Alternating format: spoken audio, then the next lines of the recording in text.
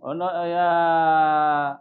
karon engineer no, kagahapon sa dagan sa hearing sa Kongreso, murag sa aton na panglantawan, mao man gito ilahang himuon nga kanang desisyon na sa imo ba sa inyo sa grupo ninyo expected na ba pod nga mao gyud pod to ang mahitabo sir? Bumbubimbars, kung imong tanaw ng procedure, scripted ba? Ayon nimo nga tungod kay wala kay sila'y support evidence o probable cause, mahimo gid sila mga scenarios or mga istorya. Actually, expected na sa mga lawyers sa atong Vice President, atong nakita. They are prepared for that.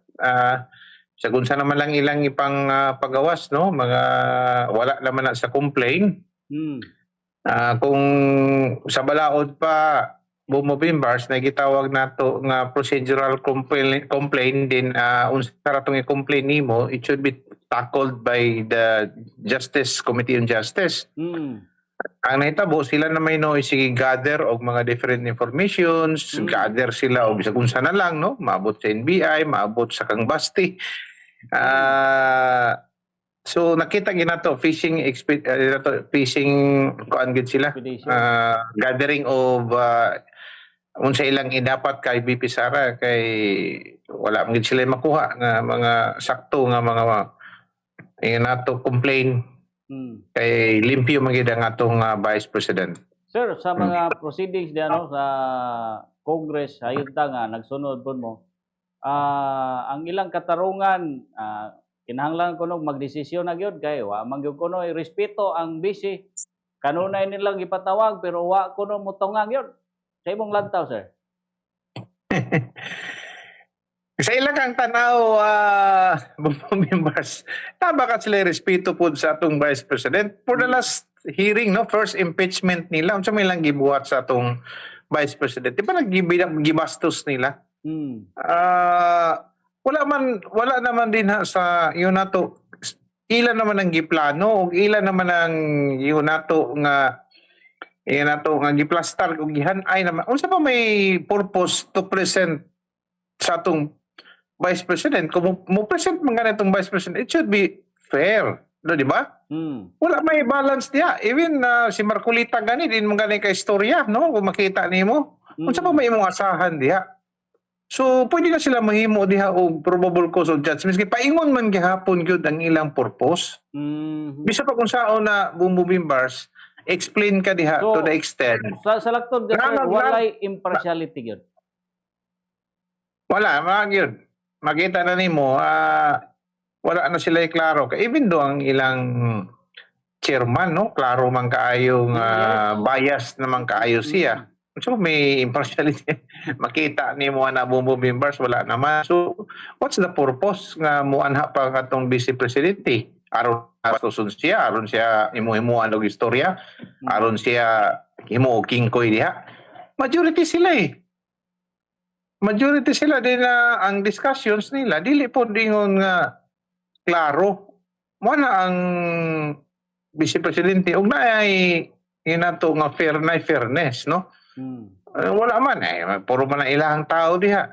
Unsa pa may purpose nimo diha? Even gani ang mga leftist pabor gani sila nga ato nang isgutan lang ng mga hitabo karon nga mga gera nga nangamatay. Wala nay pag-asa nga itong mga masa, no, natay masada na ng mga kaisunan. Wala nay panahon nga maka-support pa sa wala natay pag-asa na labi na kanang mga leftist din nga mga congressman.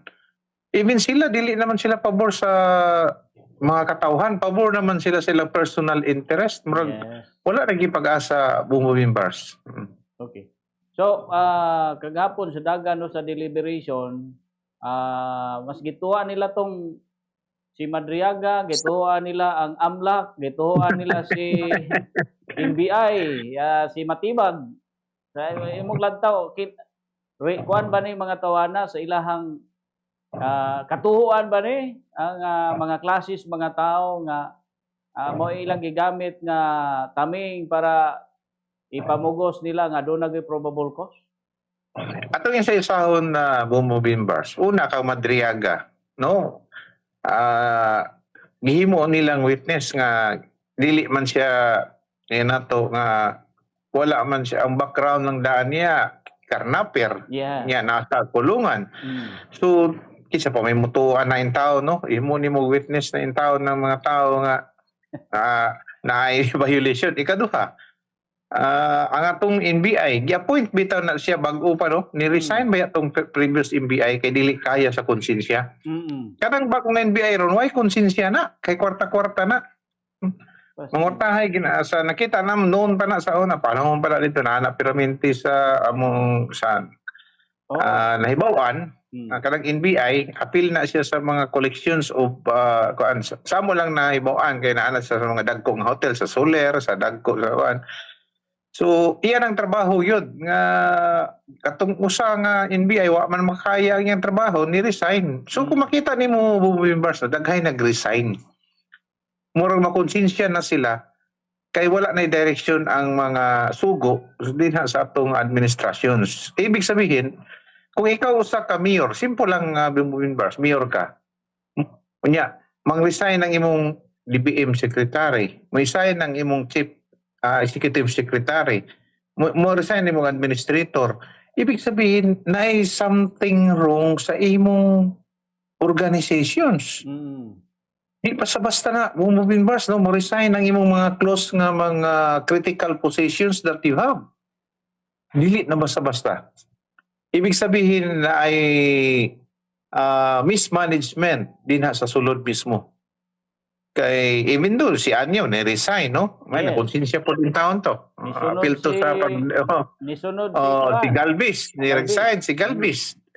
Daghan ang nag-resign sulod sa Office of the Executive Branch tungod kay wa sila kabalo sa direction sa atong gobyerno. I think so. Mao na among nakita po.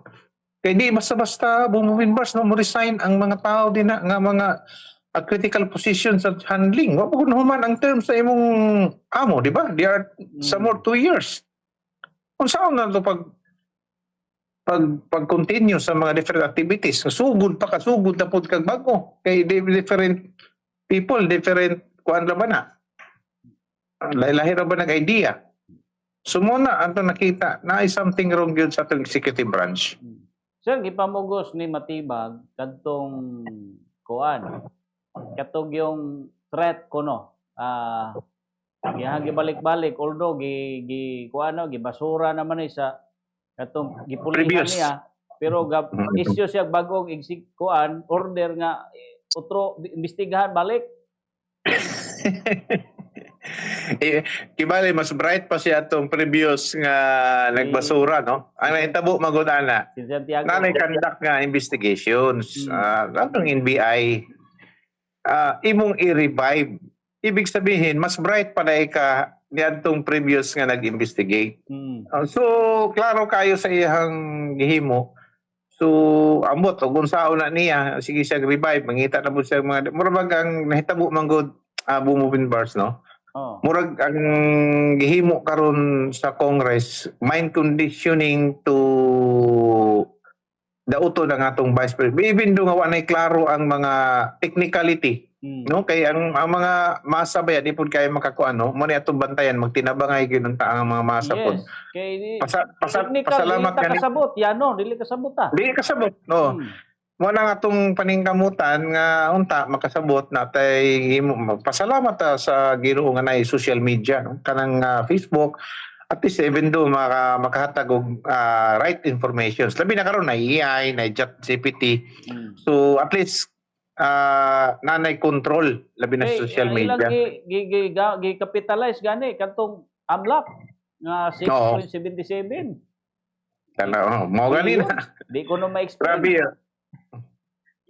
grabe bimbas no even though the violations that we have maka-discourage na baya po sa atong mga law students o kadtong mga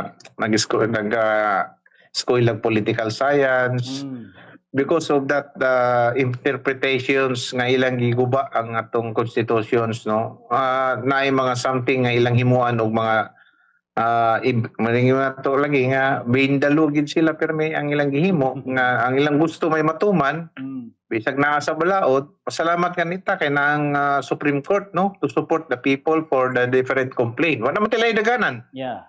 Only the Supreme Court. May gani kay naa pa din after that naa pa gid ang social media. So naa pa gid ang mga Facebook. Pasalamat ta karon nga time nga maka-recover o maka-encounter. Kay kung sa panahon pa nga wala ni siya, murag mademolish gid ang atong Vice President. Sir, sayod ta nga mo ang inon gini sa next phase, no? Kay majority man yun.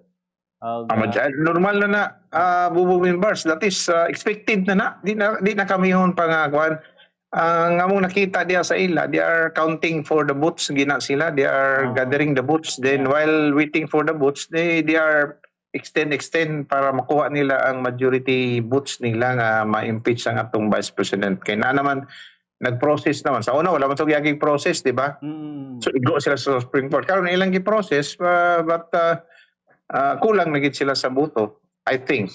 Ano akong nakita. Kay even though the katong mga NUP, mga different, ato mga amigo nga mga congressman na nag 50-50 gid sila, klaro. Even though nga naay kwarta, Bombo Lawrence, na feel nila ang ground eh. So, sa Ang ground na feel. Kaya nagkadugay, kuan man gyud ang informations nga to sa masa. Yung na to nga nasakit na paminahon sa masa, labi na sa kadaghan sa naitabo. Increase of hindi man siya nag-focus sa impeachment daw nga ang problema karon ang price commodities man o ang kalisod no sa kahimtang sa mga workers no. Ang piso gani nato ron murag wa na gyud 61 na ang value. 61 na. 61 na members. It means bagsak yun ang atong economy. So even though no natay mga nahiringan na ibawan nga mga businessman nga nagka-problema gid sila karon kay ang mga bangko wala na may available cash no. I don't know kay nag-withdraw sila mga dagko nga mga withdrawal sa Manila. Wala na available nga savings ang atong mga bangko. I don't know what is the effect of the economic kaya atong economista nga mga expert bagsak yun ang atong ekonomiya. Sumunta ni priority no pero gihimo man nila lang alibay nga nahimo na kuno nila ang presidente na kuno'y bahala. Di na tama. Even though sa mga bata siguro nakita na siguro nila social media no bisag kinsa na ipangutanaw nimo members bisag mga estudyante, mga bata, kabalogin sila nga we have the problem of our executive branch head. So lauma na to sir, makakita ka tag patas ani impartiality sa Senado? Kung maabot na sa Senado ay at least makita na to kung sagid ang nasa Senate. I think mas clear pa gid ang makita pa nato na pag-asa nato sa Senate for that deliberations hopefully but di nato mahibaw-an kaingon pa sa itong if the destiny of the Vice President will be to be impeached so dawaton na lang yun no ana magina mahitabo siguro depende na sa mga tao kung sa ilang reactions for that. But the Vice President always prepare for the whatever happens to them. Ay, pero wala ba mga gathering, sir? Ang inyong grupo nga Lonod Patay kay suporta sa Vice Presidente? So far, walay kuan sa mga grupo tungod sa kalisod sa panahon karon. No? They are advising to focus on paginabuhi kay I think ang process let them do kung sa gidang ilang gusto din sa bisan nga makig-compete kaniha Bombo members wala gihapon no useless kay insensitive man gyud sila sa mga problema nga ipaabot so babitan nang atong kaubanan na paabot lang nato Supreme Court let the Supreme Court decide wala naman tilayan kapaingnan kay if you are making noise or di mo pud gusto ang atong former president nga naay dugong mahitabo pud sa atong mga Pilipino let them decide the people will decide in the peaceful way. Sir sayod ta dugay-dugay na mo ani nga movement no suporta gid mo Vice Presidente ingon ni dilema maot gyud kuno kayong karakter ng mga Duterte. Sa imong kuan, sa inyo sa imong observation, isip nagtimon aning grupuha, sir. Normal man siguro na sa kang dilema kay affected man siya. di naman nato na makuha ng bumimbars kung unsa iyang komentaryo bisan pag unsaon nimo na they will make the comment for that.